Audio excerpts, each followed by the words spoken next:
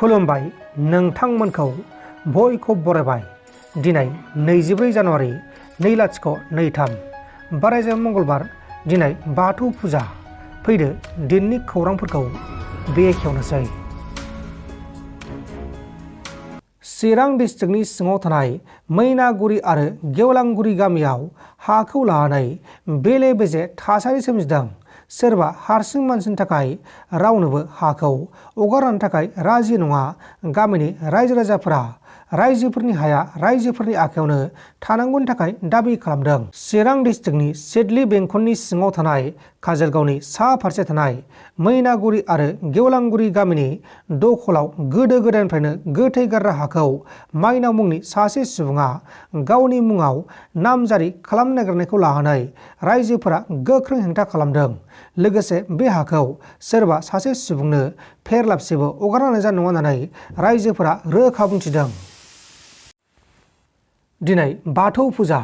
दिनै बाथौ फुजाखौ गुवाहाटी नोगोरमानि सिङाव थानाय बरबारि बाथौ मन्दिर पटआव आसाम सोरखारजों सिलिंखार आरो थेर बेथेर खालामजानाय बर' फिसाफोरा दिनै बाथौ फुजाखौ गाजा गोमजायै फालिगोन आरो बे हाबाफारियाव गुबुन गुबुन जिल्लानिफ्राय गोबां आलासिफोरा बाहागो लाफैगोन आरो बे हाबाफारियाव दामनाय देनाय, मोसानाय, मुसुरनाय, मेथाइ रोजाबनाय, रंजा बाजा खालामनाय लोगोसे जानाय लोंनायबो थागोन। उदालगुरि जिल्लानि टंला साखाथिनि सामुवापारायाव मैया फुंनि समावनो रेलगारिनि जाब्रबथायाव माइला कसारी मुंनि सासे सुबुंनि जिउ खहा जादों।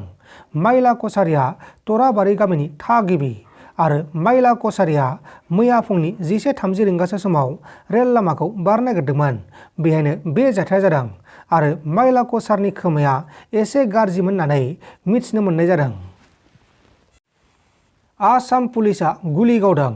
आसामनि काछार डिस्ट्रिक्टनि सिङाव थानाय सिलचर ओनसोलनि गपालगन्जनिफ्राय मस्ट वान्टेड जाना थानाय सासे डकाइत आरो गारि सिखावखौ पुलिसा एरेस्ट खालामनो थांनाय समाव बियो सासे पुलिसखौ गोबौआसाजों गाग्लोबनानै खारलांनो नागिरनाय समाव पुलिसजों गुलि गावजादों आरो गोब्राब जोखोम जादों। लोगोसे गोबौआसाजों गाग्लोबजानाय पुलिसाबो जोखोम जादों।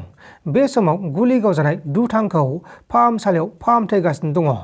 गुलि गावजानाय डकाइतनि मुङा जाबाय आफजाल हुसेन बरफुया।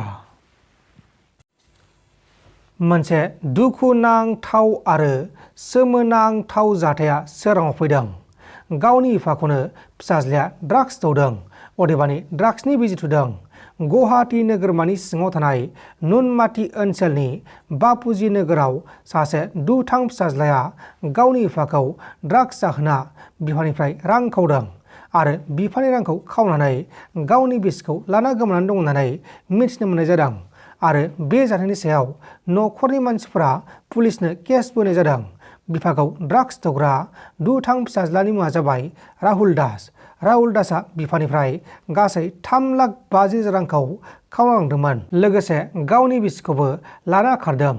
बे समाव राहुल दासखौ पुलिसा नागिरगासिनो दङ आरो राहुल दासनि बिफाया सिरि मोनखांनायनि उनाव, अदेबानि ड्राग्सनि निसाया बायनायनि उनाव गावनि जिउखौ गावनो फोजोबना लादों। तामिलनाडु रायजोनि ताडानगान गामियाव जाल्लिकाट्टु फोरबो जानाय समाव सासे 14 बोसोर बैसोनि हौवासा गथ'आ मोसौजों गाग्लोबजानानै अबथिरायै जिउ गोमादों। गथ'आ जाल्लिकाट्टु फोरबो जानाय समाव फोरबोआव दंमोन आरो बे समावनो बे जाथाया जादों। थैनाय गथ'सानि मुङा जाबाय गकुल। बर' हारिनि थाखाय थांनाय गोलाव बोसोर समसिम गावनि बेसेन गोसा जिउखौ बावसोमबोनाय एक्स एनडिएफबिफोरा दासिमबो बिटिआ गोरोबथानि मोननांगौ मोन्थाइखौ मोननो थाङाखै। बिटिआ गोरोबथानि दफा बायदियै बारग' एनडिएफबिनि मावथिफोरा दासिमबो रिहेबिलिटेसनखौ मोनैनि जाहोनाव गोथौयै दुखुनि फोरमायदों। क'क्राझार डिस्ट्रिक्टनि बारग' एनडिएफबिनि थाबोनाय सा 667 सुबुंफोरनो फैगौ फेब्रुवारि दाननि गेजेराव मोन्थाइखौ होनांगौनि थाखाय गोख्रों दाबि खालामदों। बिथांमोना मा बुंखो बेखौ ससे खोनासंदो। जोंनि मोनथिनायाव अल फ्रेक्सनाव गासै माने 678 बे फाइनाल लिस्ट फैबाय। नाथाय बेनि गेजेराव नैबावजे जोंनि क'क्राझार डिस्ट्रिक्टआव 8था थानानि आन्दाराव 667 न'स बे बिथांमोननि नामा थालांनानै दं।